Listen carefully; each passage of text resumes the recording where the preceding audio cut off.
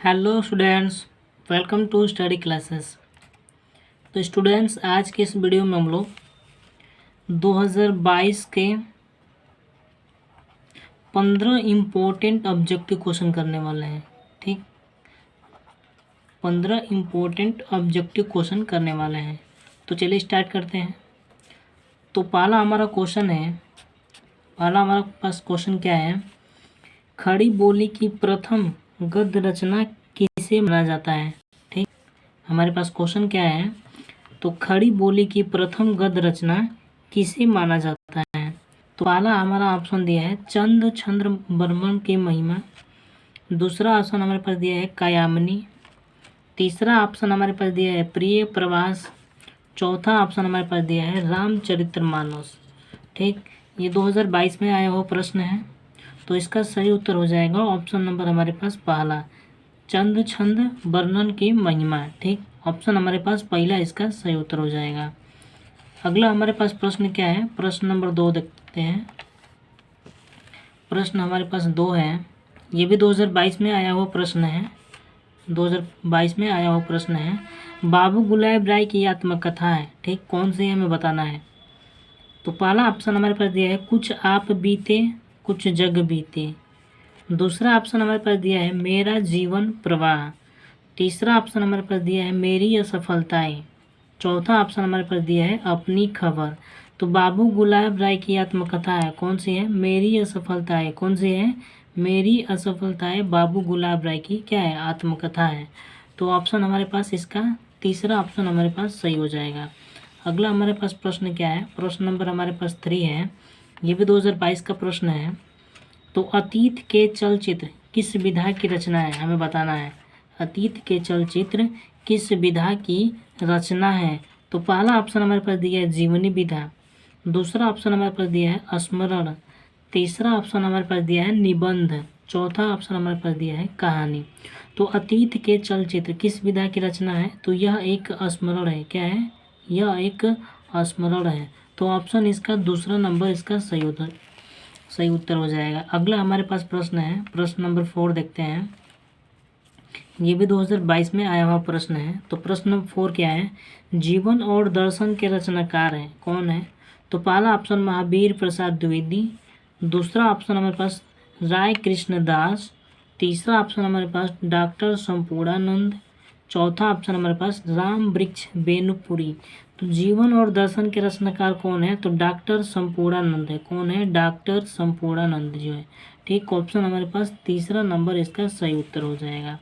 अगला हमारे पास प्रश्न क्या है? प्रश्न नंबर 5 देखते हैं। प्रश्न हमारे पास 5 है, हरी घास पर क्षण भर के रचनाकार कौन है? ये भी 2022 में आया हुआ प्रश्न है। तो पहला ऑप्शन हमारे पास दिया है भवानी प्रसाद मिश्र।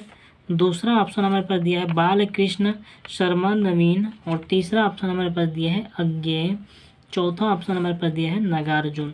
तो हरी घास पर क्षण भर के रचनाकार कौन है? तो अज्ञेय जी है। कौन है? अज्ञेय जी है। तो ऑप्शन नंबर हमारे पास तीसरा इसका सही उत्तर हो जाएगा। अगला हमारे पास प्रश्न क्या है? प्रश्न नंबर 6 हम लोग देखते हैं। तो साहित्य लहरी के रचयिता कौन है? तो पहला ऑप्शन हमारे पास दिया है तुलसीदास। दूसरा ऑप्शन हमारे पास दिया है सूरदास। और तीसरा ऑप्शन हमारे पास दिया है कबीर। चौथा ऑप्शन हमारे पास दिया है आचार्य केशवदास। ये भी 2022 में आया हुआ प्रश्न है। तो इसका सही उत्तर हो जाएगा ऑप्शन नंबर दूसरा हो जाएगा। कौन सा हो जाएगा? सूरदास जी है। सूरदास किसके रचयिता है? तो साहित्यिक लहरी के रचयिता है। ठीक, अगला हमारे पास क्वेश्चन क्या है? क्वेश्चन नंबर हमारे पास 7 देखते हैं। ये भी 2022 में आया हुआ प्रश्न है। तो नौका विहार कविता किस कृति से अवतरित है? हमें बताना है। तो पहला ऑप्शन हमारे पास दिया है गुंजन से। दूसरा ऑप्शन हमारे पास दिया है वीणा से। तीसरा ऑप्शन हमारे पास दिया है पल्लव से। और चौथा ऑप्शन हमारे पास दिया है योगांत से। तो नौका विहार कविता किस कृति से अवतरित है? तो ये है गुंजन से है। किससे है? गुंजन से है। तो ऑप्शन हमारे पास पहला इसका सही उत्तर हो जाएगा। अगला अब हम लोग प्रश्न देखते हैं। प्रश्न नंबर हमारे पास 8 क्या है? तो प्रश्न हमारे पास 8 है, प्रताप नारायण मिश्र द्वारा संपादित पत्रिका हमें बताना है कौन सी है। तो पहला ऑप्शन हमारे पास दिया है आनंद कादम्बनी। दूसरा ऑप्शन हमारे पास दिया है हिंदी प्रदीप। तीसरा ऑप्शन हमारे पास दिया है ब्राह्मण और चौथा ऑप्शन हमारे पास दिया है दिनमान। तो प्रताप नारायण मिश्र द्वारा संपादित पत्रिकाओं कौन सी है? तो ब्राह्मण है। कौन सी है? ब्राह्मण है। तो ऑप्शन नंबर हमारे पास इसका तीसरा सही उत्तर हो जाएगा। ये भी 2022 में आया हुआ प्रश्न है। अगला हमारे पास प्रश्न क्या है? प्रश्न नंबर 9 देखते हैं। रामचंद्र शुक्ल की रचना है कौन सी है, हमें बताना है। तो पहला ऑप्शन हमारे पास साहित्य लोचन, दूसरा ऑप्शन हमारे पास साहित्यिक सहचर, तीसरा ऑप्शन हमारे पास त्रिवेणी, चौथा ऑप्शन हमारे पास आलोचक की अवस्था।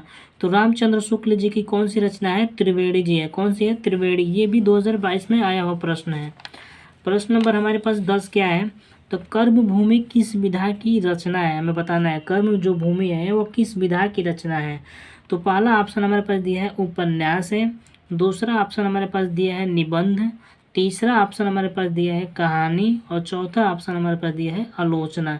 तो कर्म भूमि किस विधा की रचना है? तो यह एक उपन्यास है। क्या है? यह एक उपन्यास है। ये भी 2022 में आया हुआ प्रश्न है। अगला हमारे पास प्रश्न क्या है? प्रश्न नंबर 11, भाग्य और पुरुषार्थ के लेखक है कौन है? ये भी 2022 का प्रश्न है। तो पहला ऑप्शन हमारे पास दिया है जनेंद्र कुमार, दूसरा ऑप्शन हमारे पास दिया है श्याम सुंदर दास, तीसरा ऑप्शन हमारे पास दिया है गुलाब राय और चौथा ऑप्शन है हमारे पास वृद्धा निवास मिश्र। तो भाग्य और पुरुषार्थ के लेखक कौन है? तो जैनेंद्र कुमार जी। कौन है? जैनेंद्र कुमार। हमारे पास पहला इसका सही उत्तर हो जाएगा। अगला हमारे पास प्रश्न क्या है? प्रश्न नंबर 12 देखते हैं। प्रश्न हमारे पास 12 है, महावीर प्रसाद द्विवेदी द्वारा संपादित पत्रिका कौन सी है? तो पहला ऑप्शन हमारे पास दिया है कवि वचन सुधा, दूसरा ऑप्शन हमारे पास दिया है उचित वक्त, तीसरा ऑप्शन हमारे पास दिया है भारत मित्र, चौथा ऑप्शन हमारे पास दिया है सरस्वती। तो महावीर प्रसाद द्विवेदी द्वारा संपादित पत्रिका कौन सी है? तो सरस्वती है। कौन सी है? सरस्वती। तो ऑप्शन नंबर हमारे पास 4 इसका सही उत्तर हो जाएगा। ठीक। अगला हमारे पास प्रश्न लेते हैं। प्रश्न नंबर हमारे पास 13 क्या है? तार सप्तक के संपादक थे कौन थे, हमें बताना है। तो पहला ऑप्शन हमारे पास दिया है अज्ञेय जी का, दूसरा ऑप्शन हमारे पास दिया है धर्मवीर भारती का, तीसरा ऑप्शन हमारे पास दिया है दिनकर जी का, चौथा ऑप्शन हमारे पास दिया है गिरिजा कुमार माथुर जी का। ठीक। ये भी 2022 में आया हुआ प्रश्न है। तो इसका सही उत्तर हो जाएगा अज्ञेय हो जाएगा। क्या हो जाएगा? तार सप्तक के संपादक कौन थे? तो अज्ञेय जी थे। अगला हमारा प्रश्न क्या है? प्रश्न नंबर हमारे पास 14 देखते हैं। अजात शत्रु किस विधा की रचना है, हमें बताना है। ये भी 2022 का प्रश्न है। तो पहला ऑप्शन हमारे पास दिया है जीवनी विधा की, दूसरा ऑप्शन हमारे पास दिया है नाटक, तीसरा ऑप्शन हमारे पास दिया है स्मरण, चौथा ऑप्शन हमारे पास दिया है आत्मकथा। तो अजात शत्रु क्या है? तो यह एक नाटक है। क्या है? अजात शत्रु किस विधा की रचना है? तो यह एक नाटक विधा की रचना है। ठीक। ऑप्शन नंबर हमारे पास इसका दूसरा नंबर सही हो जाएगा। अगला हमारे पास प्रश्न क्या है? प्रश्न नंबर हमारे पास 15 देखते हैं। सरस्वती पत्रिका का प्रकाशन किस युग में हुआ था? ठीक। ये भी 2022 में आया हुआ प्रश्न है।